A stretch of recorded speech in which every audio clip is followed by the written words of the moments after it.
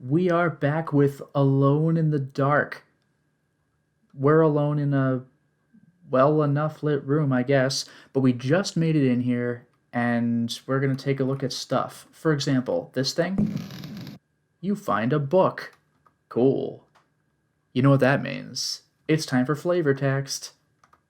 It's a fake book. Son of a. Alright, well, you know what I can do though?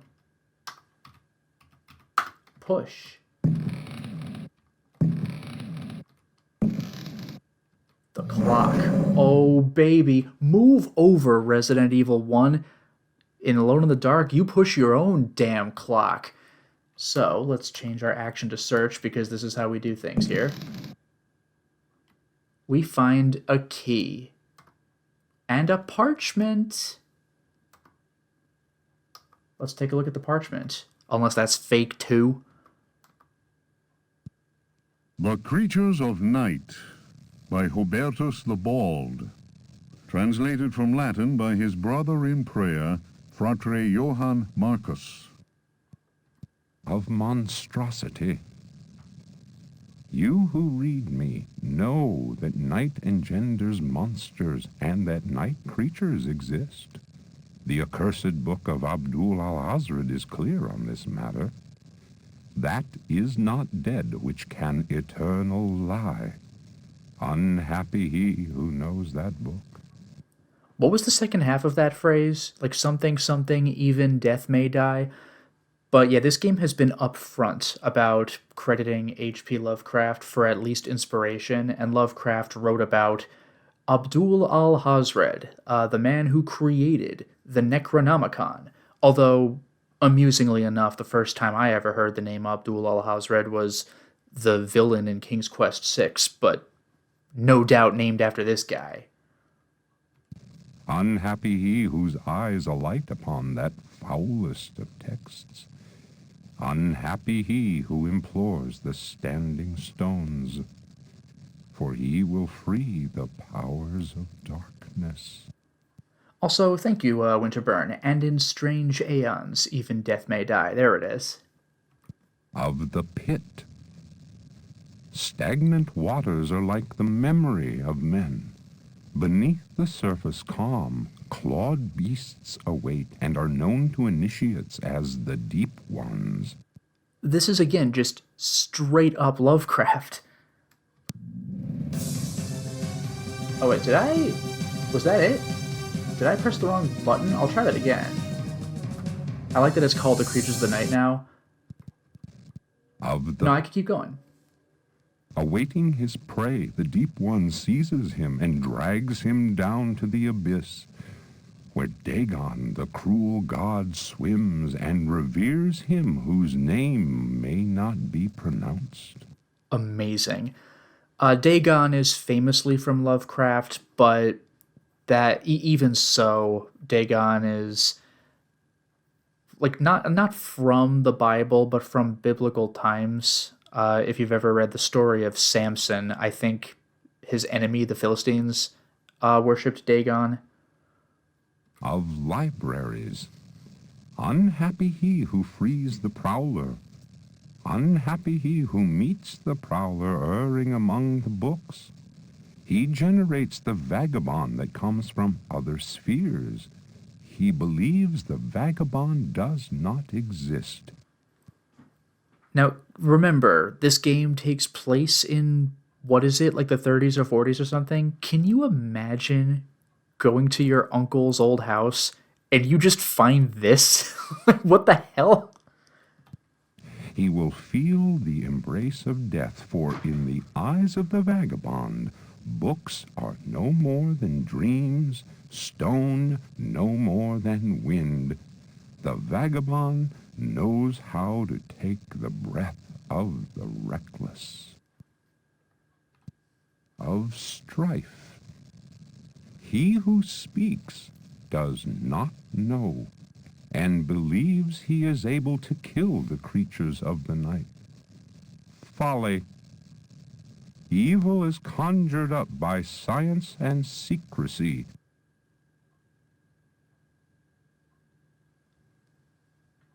Is that it? Are we not going to keep reading? of strife. I'll give that one more He who chance. speaks does not know, and believes he is able to kill the creatures of the night. Folly. Evil is conjured up by science and secrecy. Okay, I guess I'll take this one. He who prowls among books will perish by the blade. He who flies in the dark caverns will scream in fear. He who swims in the depths will evaporate. But He who prowls among books will perish by the blade. dude, not He cool. who flies in the dark caverns will scream in fear. He who swims in the depths will evaporate. But he who believes he knows nothing. He who knows says nothing.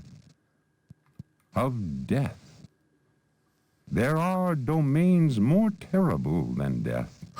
That is not dead which can eternal lie. Each creature is conjured up and is not dead, but returns to the origins. A monster, a science. Steel kills the vagabond who never dies.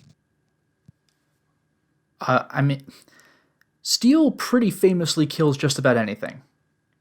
Translator's note. Here ends the manuscript of Hubertus, who died in the library of the convent of Teruella in the year of our Lord 1666. Requiescat in pace. All right.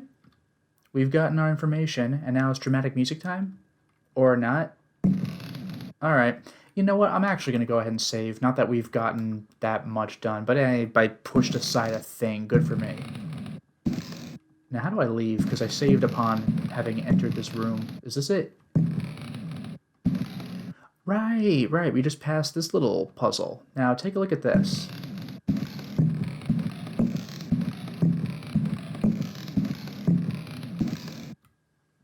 Tricky. What if you thought to check the side of the hallway? Spooky music. I'm actually going to save real quick.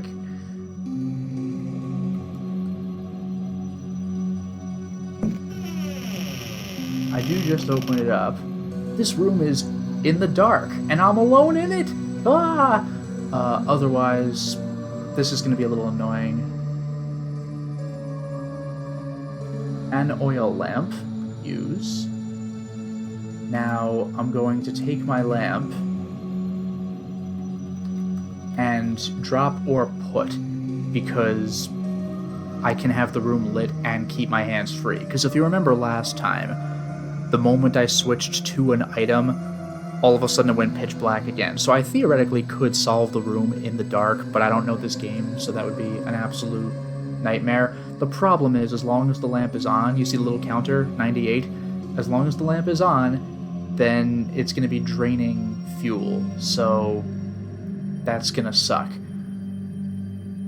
Otherwise, I just want to see what to do so I don't screw this up. I'm not going to drop or put just yet.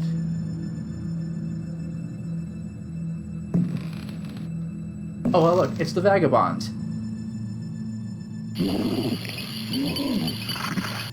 Oh, he doesn't kill me in one, but he's rather rotund. What's my health? 51? Oh, this guy doesn't hurt at all. Alright, to hell with this. I'm just gonna load the damn game. Oh, that's slow.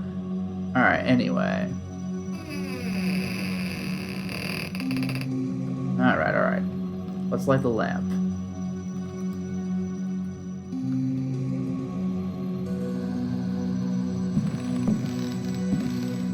Do you think I could just go by?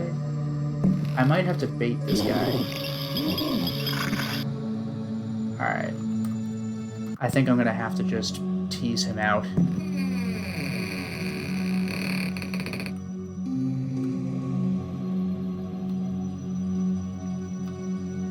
I'm gonna have to just kite this guy.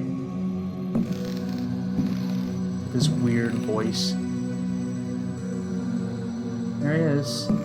He's coming closer. I guess I'll save on a third file. Alright, let's do this. Excuse me, sir. Well, I was just clumsy on my part. Oh, maybe it wasn't. I can't get by him. What a pain in the ass. Alright, I'll lure him a little further this way. Go around. Oh. Oof. Which way from here?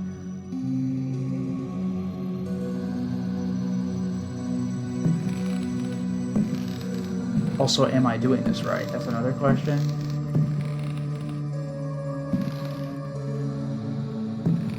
I'm trying to run. Like, I don't know how rapidly I have to press these buttons to get that to work.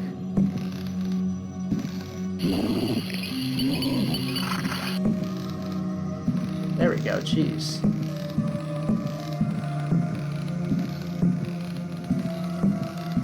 Oh, wait a minute. There's something.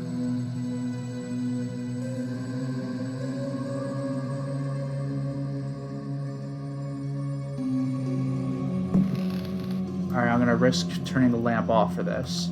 Search.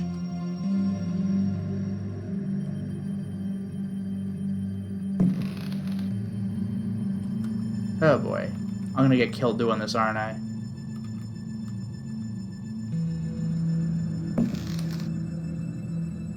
I'm gonna put the oil lamp. Put it where? I don't know. I'm gonna put it. There's no room. Oh god. I'm not doing that. I'm not having this guy chase me the whole way. This sucks. Alright, let's do this. I'm gonna go this way instead. Yeah, see, here it is. So... this is a real nuisance, mainly because of how clunky it is.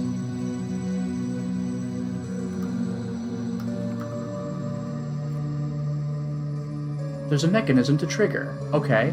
False book. How do you like that? I don't know if I'm supposed to...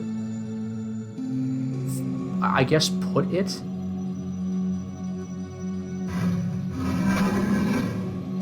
That's crazy. Now I could take the oil lamp. Now I could run to the shelf. And now I'm in this secret room which looks freaking awesome.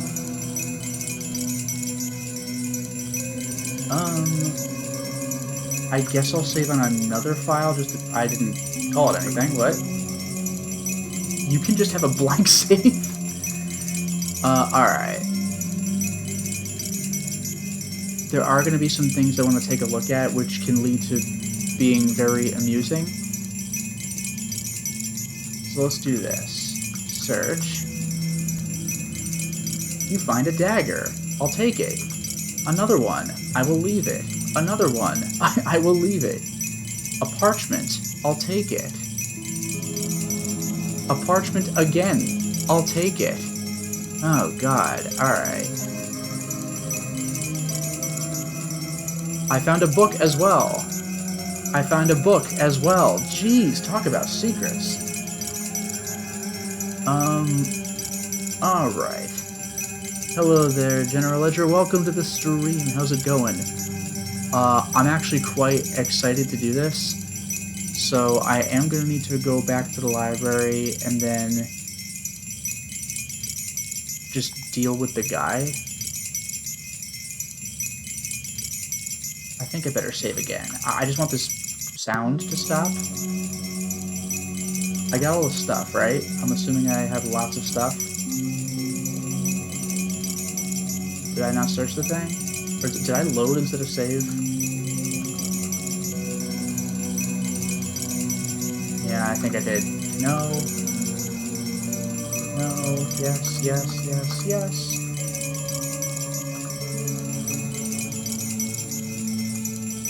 Book, book, parchment, parchment.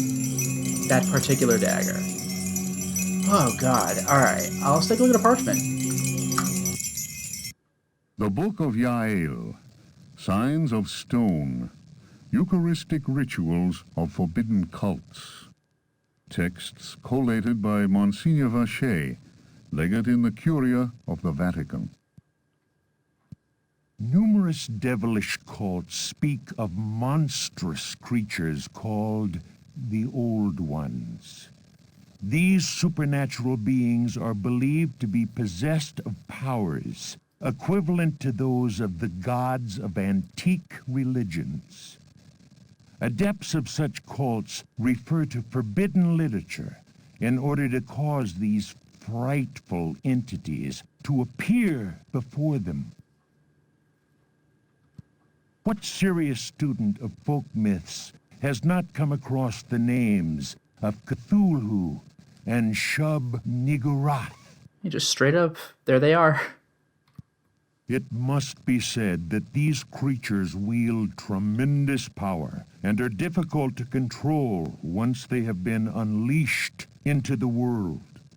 Those who serve He Who Goes in Shadows protect themselves with signs of stone, carved into the walls of houses or engraved on various objects.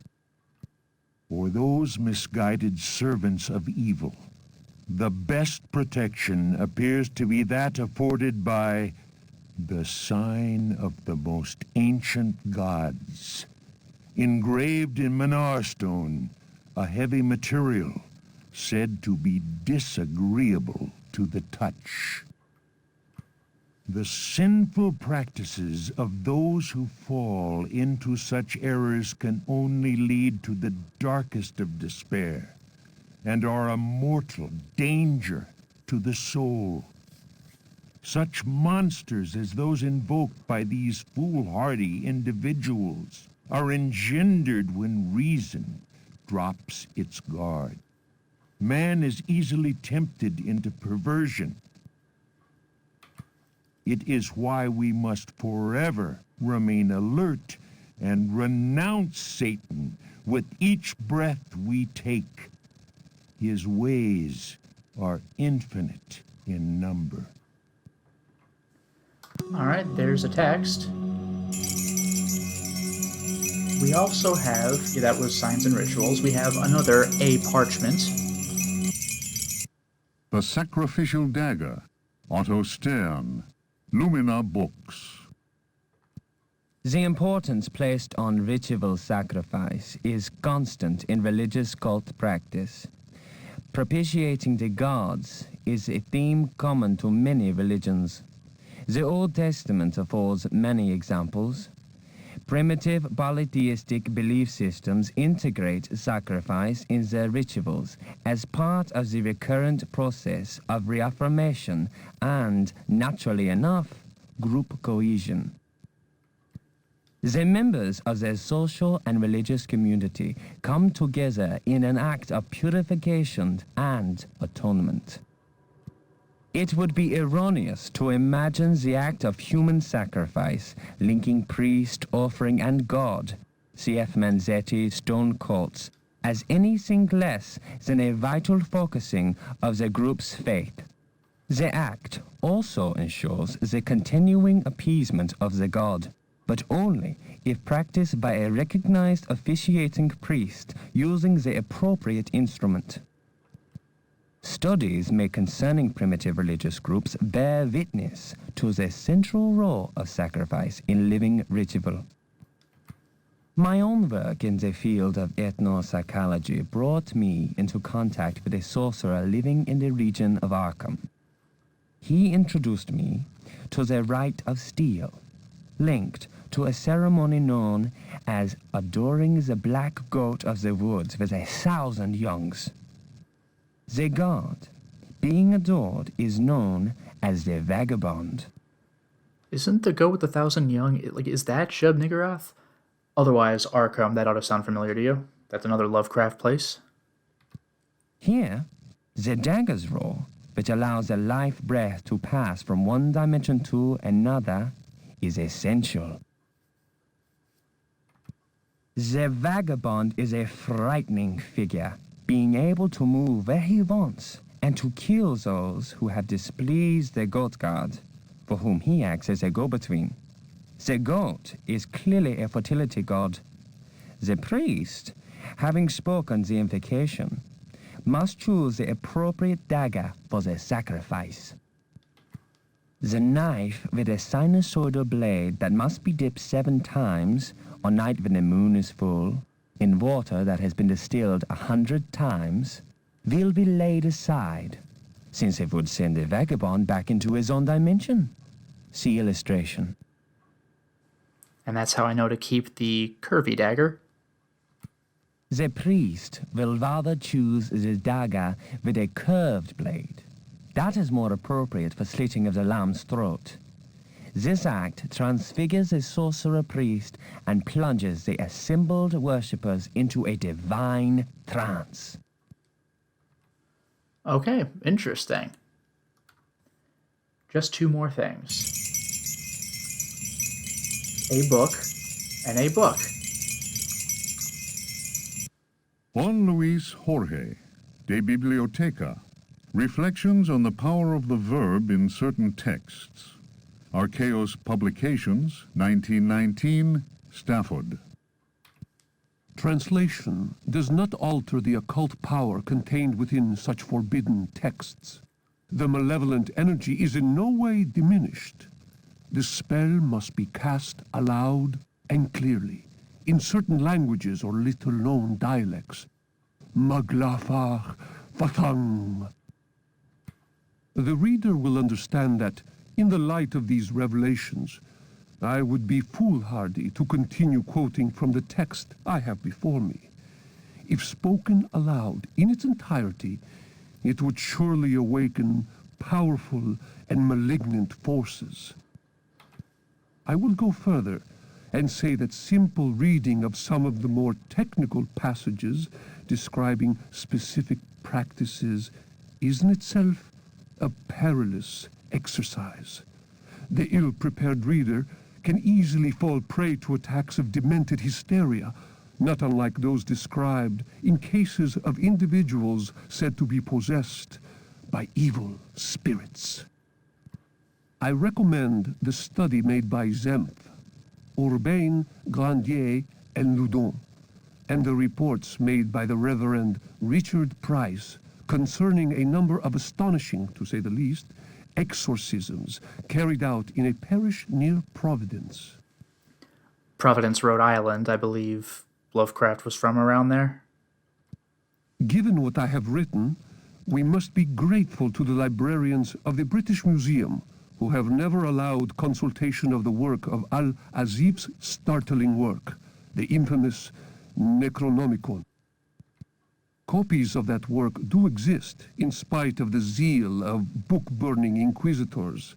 For proof, we need look no further than the British Museum, of course, and the sealed archives of the Miskatonic University in Arkham. That's another Lovecraft location, Miskatonic University.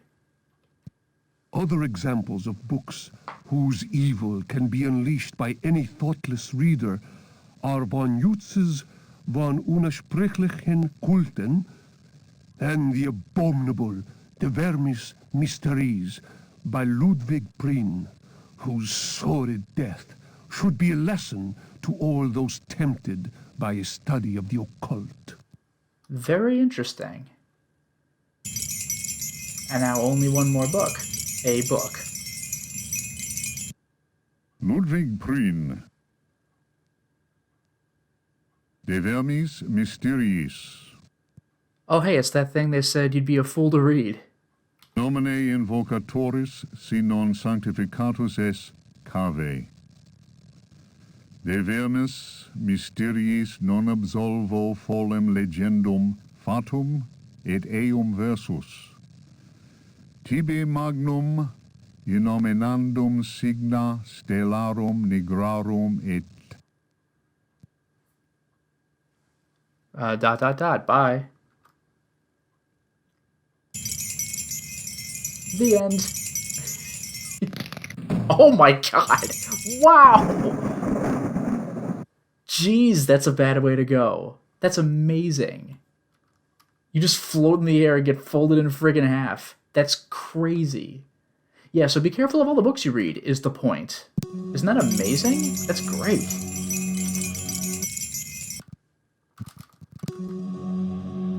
I don't know if I actually need to read these for anything to kick in, but I'll do it.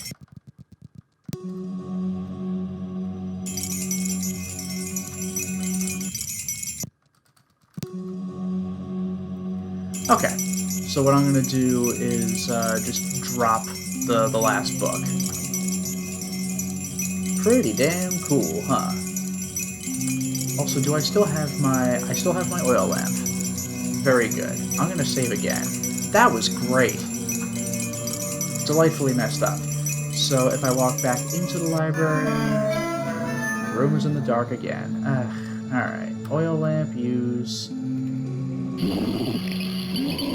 He's body blocking me. That could be a problem.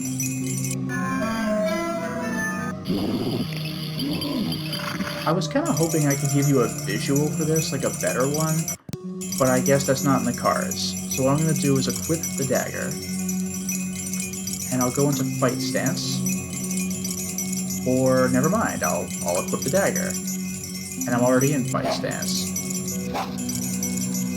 And you're not going to see it, but I'm going to hit the guy.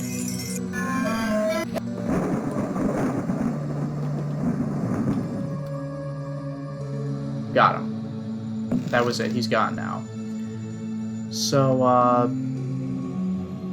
you couldn't really see the animation of him being destroyed, but that's the dagger that you use to kill the vagabond. So good for me. Not much animation because I was in the pitch black room, unfortunately, but that's as good as it's going to get. Otherwise, I could try checking the library if I could see where they are.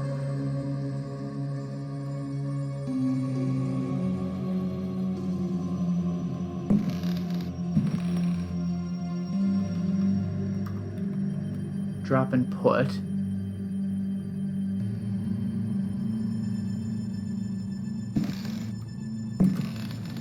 Search.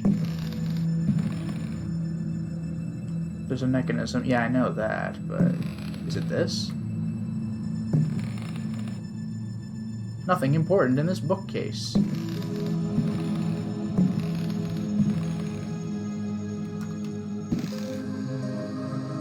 Nothing important. Because it's apparently it says within the bookcases near the secret passage, whatever that means. Okay. I'm gonna reload after taking these because I am burning fuel while doing this. But this is more for flavor.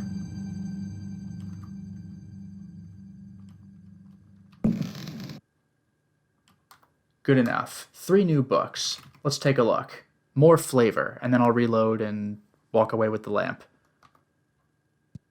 The Sons of the Sun and of the Shadows. Lieutenant Lope de Vega's account of his astounding travels to the land of the Aztecs. Holy Christ! Cried Captain Cortez, astonished by the strange rite we beheld. We found the savages half naked. They were throwing balls of silver and gold at each other. They laughed as if demented, clearly maddened by some heathen drug. And yet, should one of them fail to catch the ball thrown in his direction, the poor devil was seized and dragged off to be sacrificed in their temple. Well, if we're talking about the Aztecs and Cortez, I'm assuming this is the conquistador Hernan Cortez, who is retroactively notorious. As we discovered, this frightful game was a ritual most holy to them, and symbolized the movement of the heavenly bodies. The dropping of a ball foretold a catastrophe. That is what the Aztecs believed in their godless ignorance. Their countless deities could only be appeased through endless human sacrifices. The victim's heart, which was still beating, lay in the hand of the murderous priest. The interior of the temple was surprisingly cool. The weight of our armor, our exhaustion, even the burden of our suffering, they were all banished by a sense of awe that the crudely magnificent altar instilled. In the tomb-like silence, A deep voice chanted an incantation. The majestic statue of the water goddess, Chalchihuitlicue, seemed to throb with vitality. This massive stone, draped in a golden cloak and studded with precious stones, was coming to life before our very eyes. Horror of horrors! The granite eyes of the statue, empty of life only moments before, were now injected with blood. We staggered back in amazement. Dom Jose was taken by a fit of convulsions. He tried to raise up his crucifix, as if to ward off an attack by demons. The heathen priest laughed cruelly. The statue's mouth cracked open in a deathly grin, bearing teeth sharpened to dagger points. Captain Cortez cried, "Attack!" But it was no use. We were glued to the spot. First, we were unable to move. Our armor seemed to be bolted to the temple floor. Our legs weakened, and we collapsed in a thunder of steel. Only Cortez had the presence of mind to unsheath his dagger. He hurled it at the cackling priest. 4 inches of the finest Toledo steel buried itself in the heathen's face. His blood spurted, splashing the now lifeless idol. We picked ourselves up with difficulty. Never will I forget that terrible moment.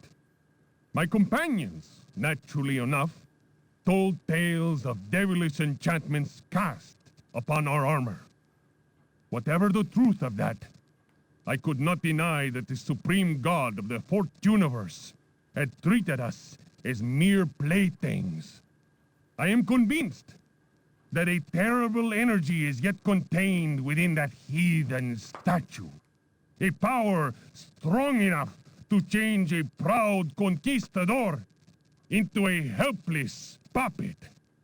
Drawing of Chalchihuitlicue by Dom Jose de la Sierra, done before the destruction of the Aztec temple of Tenochtitlan. That is some story. What was this called again? The Sons of the Sun. Oh, it's that Chrono Trigger boss, that's what that is. Anyway, second book. Unfinished chapter of Terra Incognita by Jacob Van Ostade. A hitherto unpublished fragment of the manuscript unearthed following indications furnished in the Vatican Library's Expurgatory Index. In those icy and unwelcoming lands, the rites of wizards and healers are deeply rooted in ancient legend. Mysterious and cruel beings are thought to have ruled over the Arctic plains in times past. A cursed city, enclosed by massive walls, is believed to stand to this day. It contains fabulous treasures and is inhabited by the degenerate descendants of those who instilled centuries of terror in the hearts of the people. These people, naturally placid, are seized with rage and horror at the very mention of the prisoners of the ice. Were these dreadful captives to be freed from their frozen cells, they would reap a horrifying tribute of human flesh. These blood-curdling beings may be invoked by certain ritual words. They can even be controlled, albeit with the greatest of difficulty. This is something I don't quite remember. Prisoners of the Ice. I don't remember if that was an actual Lovecraft story, but I think there is a point-and-click adventure, like an old one, called Prisoners of the Ice, or something to that effect. I admit to being impressed by these tales, repeated to me on many occasions and in a number of different places during my travels in the region. I have also seen troubling cult objects, sculpted in a material unknown to me. Another remarkable fact is that local Eskimos experience great distaste in pronouncing certain words, and invariably avoid saying them. Here is a living example of the power that words contain. As it is said in the Bible, in the beginning was the Word. Ooh, interesting. Oh, and thank you, Winterburn, for the explanation. Yeah, Prisoner of the Ice is a point and click inspired by the actual Lovecraft story In the Mountains of Madness. And that story is great, by the way. So, one more book, and then I have one more book to search for. So, Terra Incognita, but then a book. If Rocks Could Talk, or The Story of a Louisiana Plantation, by the Marquise de Chamfray. After the criminal selling off of Florida by the foul usurper, my father elected to remain in this inhospitable land, where we were free at least to express our royalist feelings, and hope our country would come to its senses. In 1818, a certain Pickford bought up Ledoux's land, after the poor fellow had ruined himself in unfortunate speculation. Pickford soon turned out to be the most loathsome human we had ever encountered. He was an adventurer of the worst kind, nouveau riche, and bloated with a grotesque sense of self-importance. First came the incessant army of men with shovels, digging into the mountain of earth that was to fill in the surrounding swamp. The undertaking was quite stupendous. We learned from a slave that the final objective was to connect the existing caves with another one of gigantic proportions. Racked by a mania of persecution, Elia Pickford constantly fired his workers and hired new ones. He did all he could to keep anyone from learning about his plans. My father was amused and said, "The poor fool will end up getting lost in his own cave." But the walls went up, and tongues started wagging. Our detestable neighbor had been a sailor, a ruffian grown rich on questionable trade. Distasteful stories were told of him. Oh, there's a map.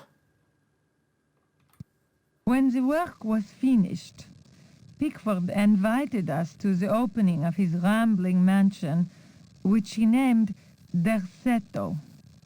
My father asked what the strange name meant. Pickford answered, "Derceto reminds me of Astarte, the fertility goddess. Around here, the name is Shub-Niggurath, I believe. That a name so steeped in evil should be said aloud came as not such a shock to my father, as he himself confided in me some while later. We left immediately." Ooh, that's the whole page. In June of 1862, Derceto was burned down in unexplained circumstances. It was undoubtedly the deed of some jealous Yankee or another. It was amazing to watch the servants rushing into the flames to try and save their bullet-riddled master. After that terrible night, Derceto fell into ruin. Its blackened walls were soon overgrown, as human-built works always are, by ever-present nature. In 1875, the property was eventually bought by a gentleman whose name was Howard Hartwood. I was sorry that my father, who delighted in fine conversation, was no longer alive to enjoy the company of this new neighbor. Learned and well-versed in history, he had made a particular study of piracy. It was Hartwood who told me that Pickford had commanded a ship that flew the flag of piracy. That explained the scoundrel's great wealth. Artwood was fascinated by Pickford and undertook a great deal of research in an attempt to find some treasures that he was convinced the pirate had hidden. He went through the ruins inch by inch.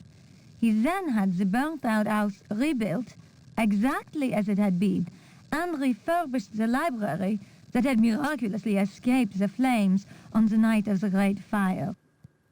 That is miraculous. The one thing that isn't consumed by flames is the room made entirely of paper. Artwood set about studying every volume in that library, and often talked to me of his research. He was a handsome widower, deeply attached to his son Jeremy, who was later to become a professional artist. Oh, is this our Jeremy? Is this the Uncle Jeremy? Artwood worked incessantly, first from the room I offered him, then from his own freshly restored home, which he rebaptized Derceto. I imagine he hoped to enlist the help of the god of good fortune in his treasure hunt. As far as I have ever been able to tell, all his searching came to nothing.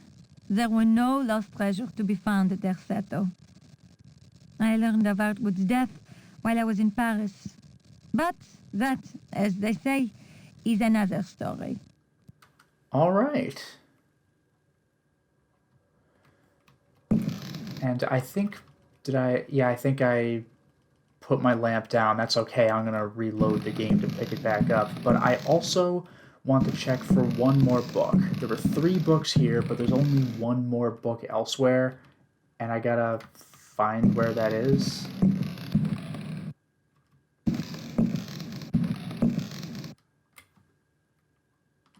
Nothing important. Oh, wait a minute. Now this is where I came from the secret book area anyway. It's probably this way? But who the hell knows? This is a lot of books. Don't worry about the scary sound. It's like freaking Eternal Darkness. The game just sometimes throws sounds at you. Oh, am I in danger? No, no, no, not always.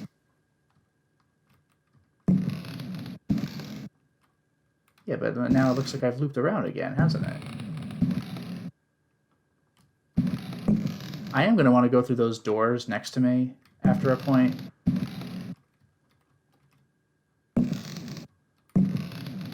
Let's try this one more time. Nothing there. There is one book that I'm trying to find. There's my lamp. So I wonder if I actually should go around the other way. I'll check this way. I don't know, man. Nope. Nope. The music sometimes kicks in. It's actually very clever. The game keeps you on edge. This game was ahead of its time. There's the last book. A nice red book. I'll take this, and then we can leave the damn library. Also, let me see something. Okay. Fragments of the Book of Abdul. Maybe I shouldn't read this. In the antique city of dead Relia, Cthulhu dreams and waits. In the pit of time, the unspeakable lies in wait. That is not dead which can eternal lie. Relia, your blocks of stone seal the ritual that gives birth to fear. Cthulhu Fatang! Cthulhu Fatang! Ayah! Ayah! Let he who knows how to invoke the stones act. It is time. Let the shadow of Cthulhu darken the sky. May the servitor of the black goat of the woods with 1,000 youngs sound his flute in honor of the unspeakable. Cthulhu Fatang! Cthulhu Fatang! Ayah! Ayah! May he who may not be named cast his withering gaze upon the unbeliever. For he is the door, the key, and the guardian of the door, and holds you now in his immense power. Amazing. You feel weak. Jeez. Seriously? What? Whoa! Whoa! Yeah, that is not a kill, but... Oh, after all that, it only did 5 damage? After all, like, that was an insane effect. It looks like you're gonna die, but no, it only does 5 damage. Okay, finally, I'm gonna reload and just leave. I'm gonna just leave. So let me, relight the thing here. Oh, did I not kill him yet? Oh, for God's sake. Alright. I'll take him out one more time.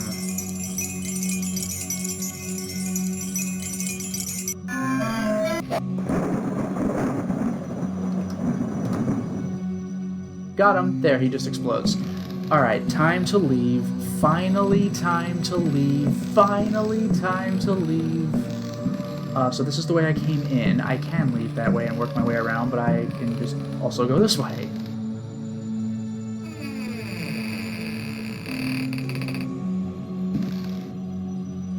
Alright. Oh, this is where that knight statue is. Fight.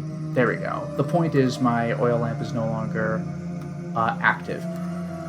Oh boy. Okay. Finally. So this is where we have been. It's where I threw that statue that took out the knight armor. We're good. Let's... Was there another way around? I'm trying to remember how this place worked. Was this a set of stairs? Yeah. Okay.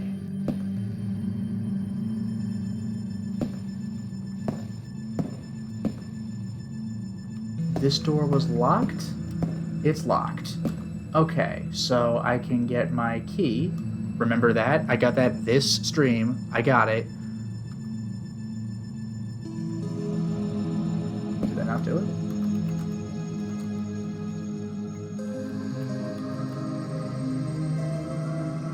Did that not? If it's not this, then I'll try the other side.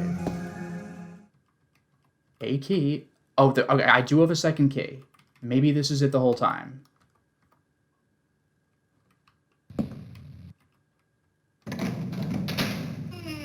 There it is. It was the other key. For God's sake. How embarrassing. I'm cutting some of that footage out in post. Alright, I got the damn key. We're good. Let's go in.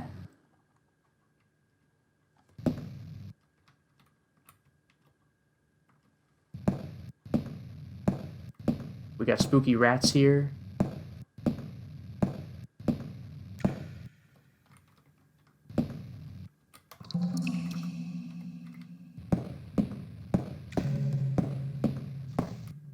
I found some bullets. I got some more bullets from my revolver. I can't use them on the rats, apparently, which is kind of funny. Otherwise...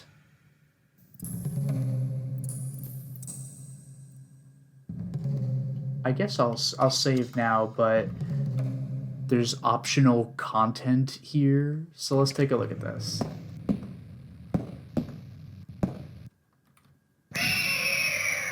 That sound, my god. We got these barrels.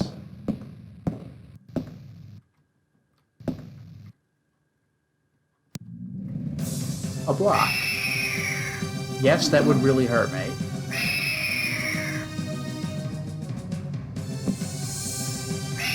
Can I go in? What? Whoa. Nope. Nope. Nope. Let's go back. Oh my god. That's kind of amazing. Oh, it knocked me into the tunnel. Oh, I can't pass the rat. I'll reload. That's great, though. That's fantastic. The other thing I want to check here is, found on a shelf. These rats. Nothing.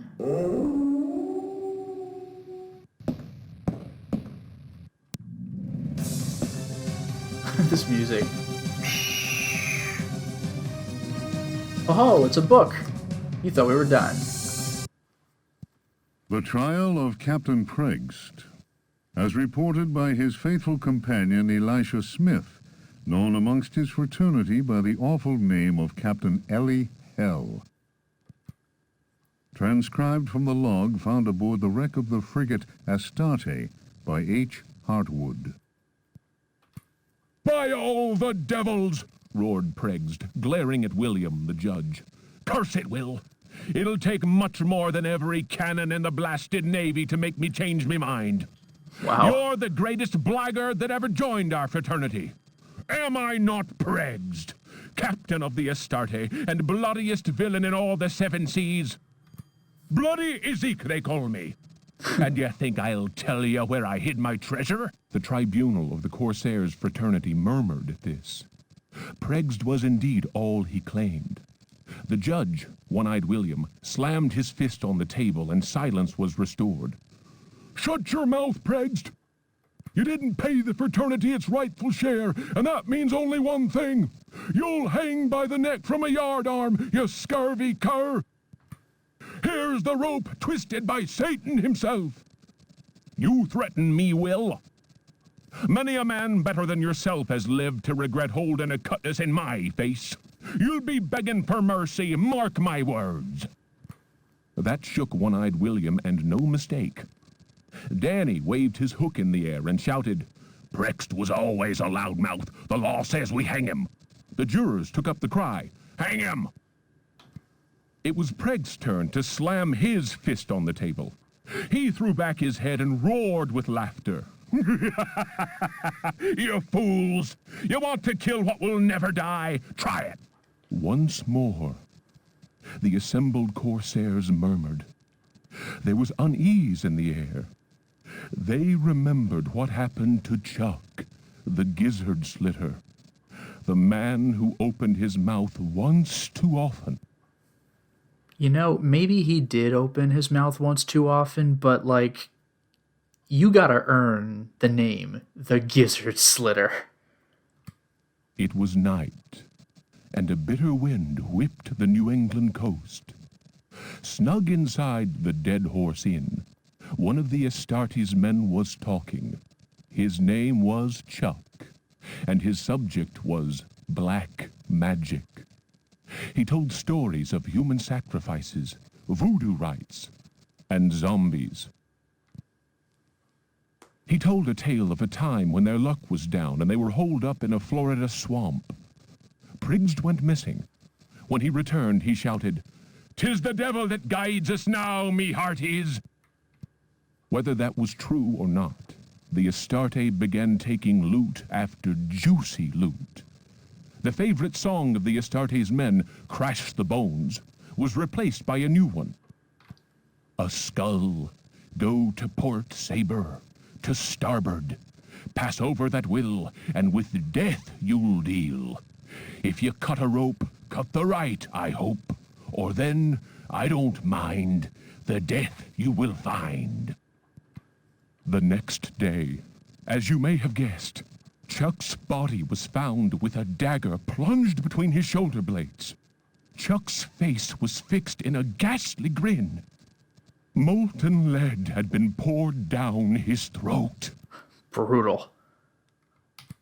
Whatever way things happened next, and I don't have the details, Preggst was with us again, and we set sail for Florida. We anchored the frigate not far from New Orleans. Taking a few trusted companions with him, Preggst set off into the swamp. They carried large wooden chests with them. 2 days later, we heard shots being fired and screams. Preggst arrived soon after that and claimed they'd been attacked by alligators. He alone managed to escape with his life. He went on to say that the time had come to share out the spoils of our many loots. I was given command of the Astarte, while Preggst handed 3 chests over to the crew. The chests were full of gold and precious gemstones. The rum flowed that night, and the stars shone bright. All at once, I noticed a tall man dressed in black. Pregst introduced him to me. Here's a hardy mate. You can call him Keith. Many a tale he could tell. Pregst laughed loudly and held up a roll of parchment. And his hideout, none better. The parchment fell to the ground, partly unrolling. I noticed what seemed to be a map of underground tunnels, a veritable maze of caverns. Pregst continued, I'm giving up the pirate's life. The Astarte is in your hands now, my lad. She's a fine ship, and my reputation goes with her. Should any man call me coward, then break his head for me. I'm leaving you only because I found a treasure more precious than the purest of gold. Keith spoke to him then. It is midnight. They are ready, and we must go. The stranger turned his cold eyes on me and said in a soft, chilling voice, Sometimes Pregst talks too much. Forget what he just said, and maybe you'll live. The fellow's words froze the marrow in my bones, and it was all I could do to mumble, I'll not breathe a word. The canoe slid away into the night. Their torches disappeared in the distance of the swamp. My snoring companions didn't hear the insidious rhythm of far-off drums. Amazing. That's a good story. And just for fun, actually this is gonna hurt a lot. That might even kill me. Yeah, that's loads of damage. That's fine. I was gonna reload anyway.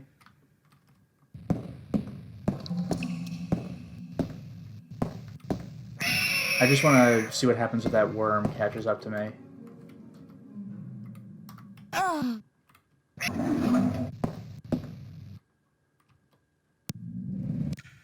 I gotta see this. Like, oh, a cave. Let's explore it. That's so scary. Why is it here? Oh, that's just an auto kill? Ugh. And inexplicably I get dragged out by a zombie. It's fine. Alright, now I'm gonna leave for real. I got my precious revolver ammo. Let's just leave the basement. That was pretty cool. And that was a good pirate story. I'm entertained.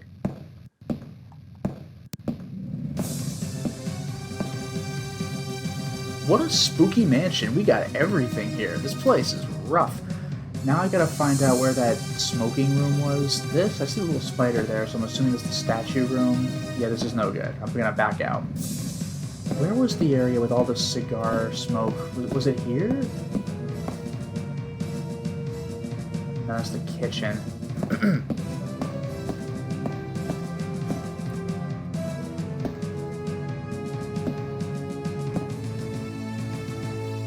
Nah, it's just the hallway. Where was the cigar? I know that this is something I dropped on the ground. I'll leave that. The empty shoebox. Was that the coal room? Yeah, I don't need to be here.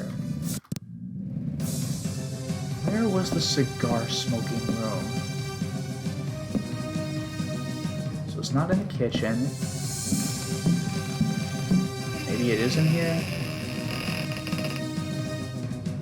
Okay, well, I'm at the dining room. This might be something.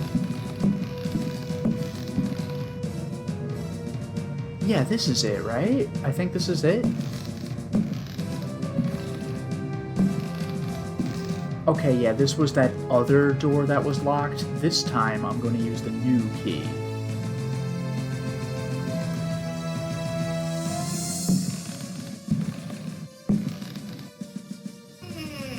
There it is. And now we're in the study.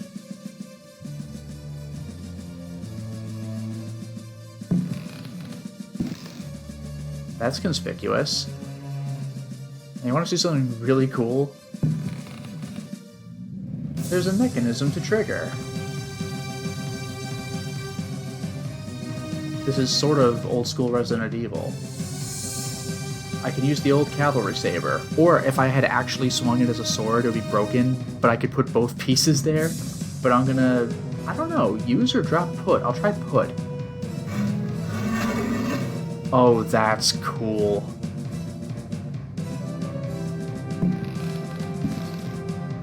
Anyway. A record. A book. Let's play the record real quick. The Dance of Death, did that say?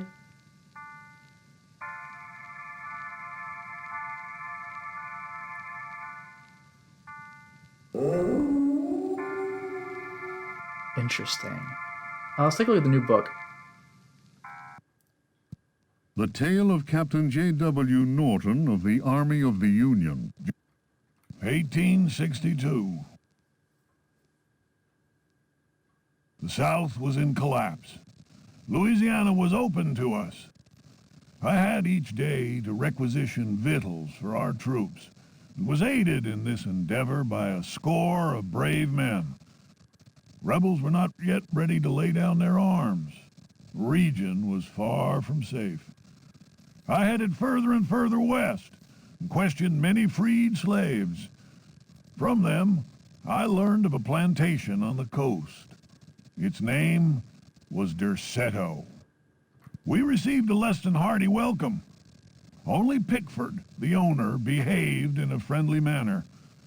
While my men counted cattle and grain reserves, I learned what I could from him. Man was most unusual and possessed an extraordinarily cultured mind. At nightfall, I gave orders for the men to bivouac at Derceto.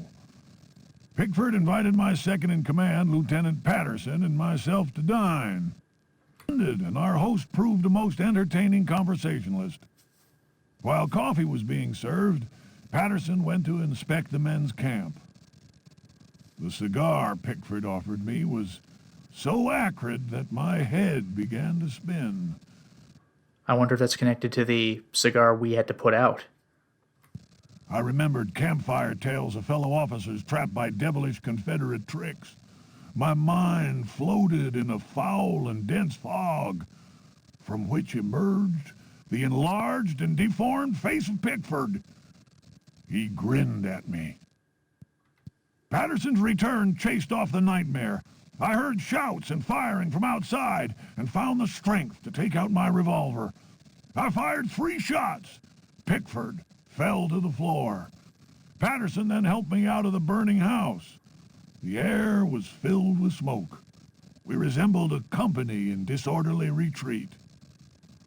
I saw slaves leaping into the flames of that inferno. They were trying to save Pickford's life. Alright, there you go.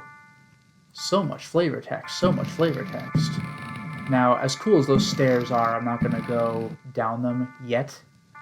What I am going to do is have myself a time.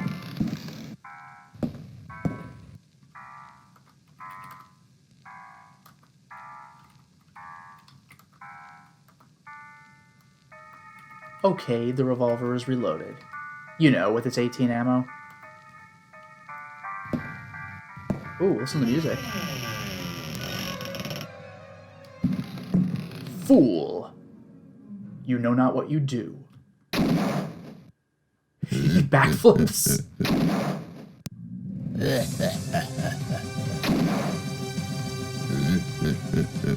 Yeah, I just wanted to show you that. It doesn't work. You gotta beat this guy the proper way. Oh no, but I just used my cavalry saber. That's okay. I have a sword.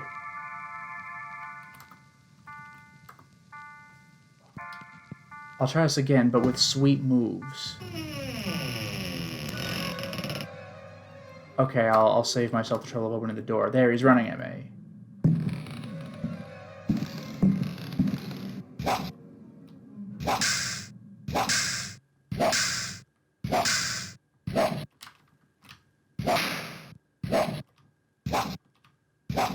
I gotta keep driving him back to the best of my ability.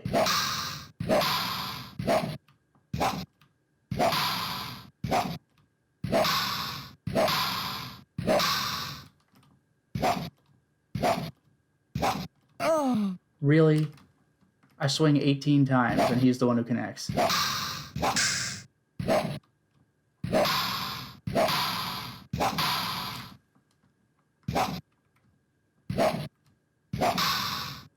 If I could, like, pin him against the wall or something.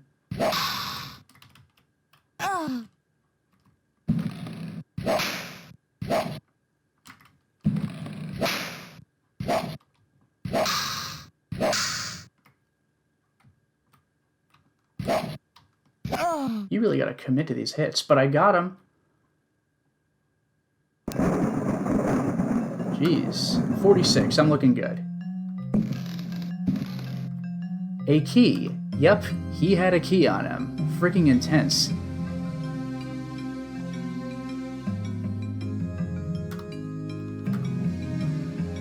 Also,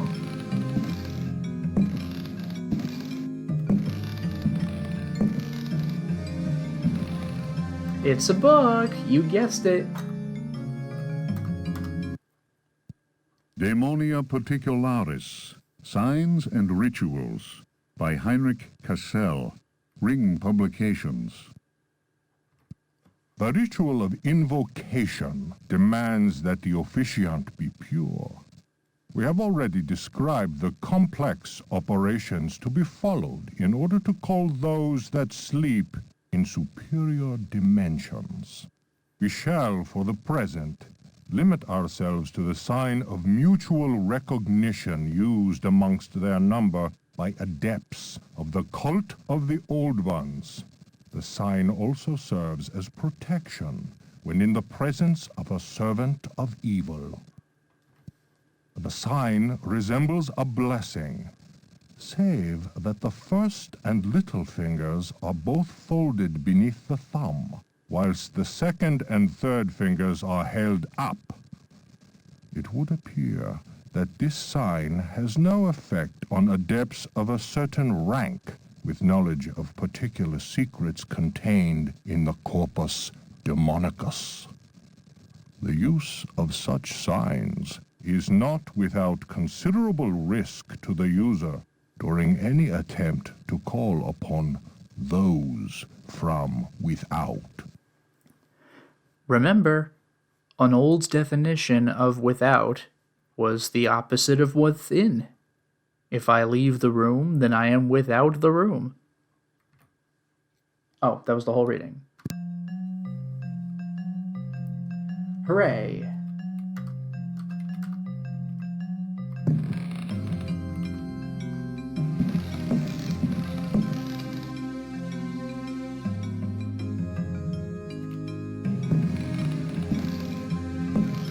Locked, but that's okay, the ghost had the key.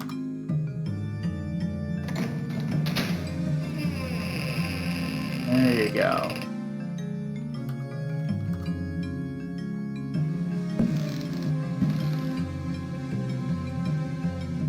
That's eerie.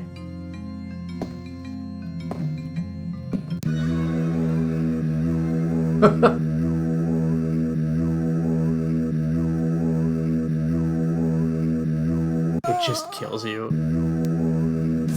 Just like that one other ghost earlier in the game. Amazing.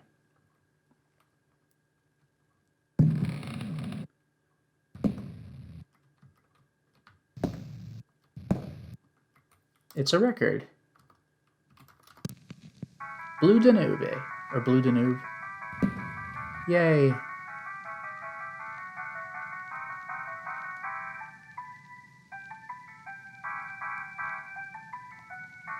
Alright, now here's what's annoying. You see that key past these things that instantly kill me? I need to get it. So I'm gonna play the Dance of Death.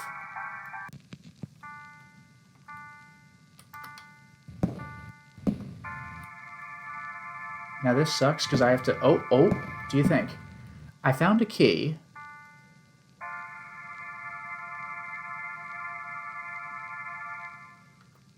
Now I need to leave. Apparently the ghost's dancing pattern is random, so like just try not to die. Yeah, these guys are coming toward me. Like that'll just kill me.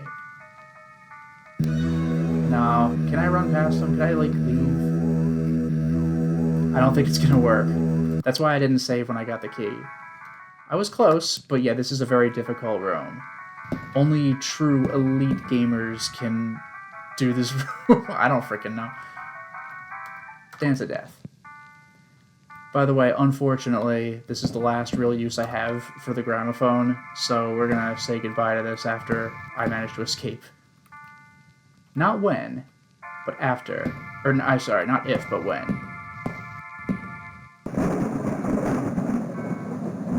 You hear that thunder sound? Remember what that means? They're gone. I did it. I did it. Pretty cool, huh? I got the key. Now, where was the study?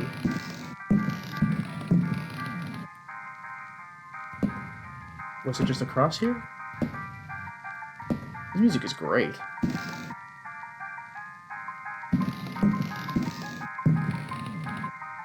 Good.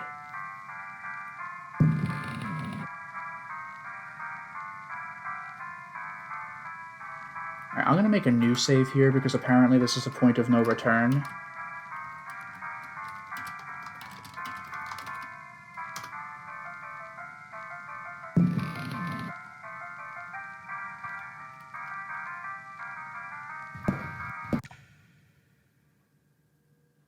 Oh boy. Spooky.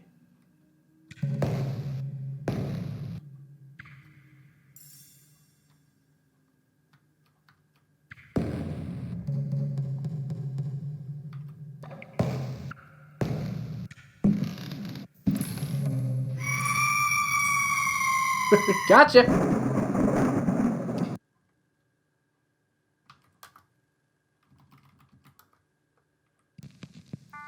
And that's why it's a point of no return. Once I make it across that bridge, I'm in it to win it.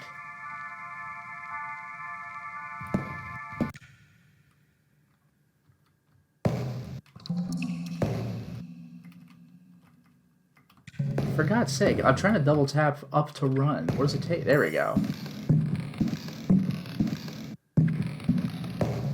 And that's it. I'm across. And I'm in the scary tunnel with the worm, which is super not good.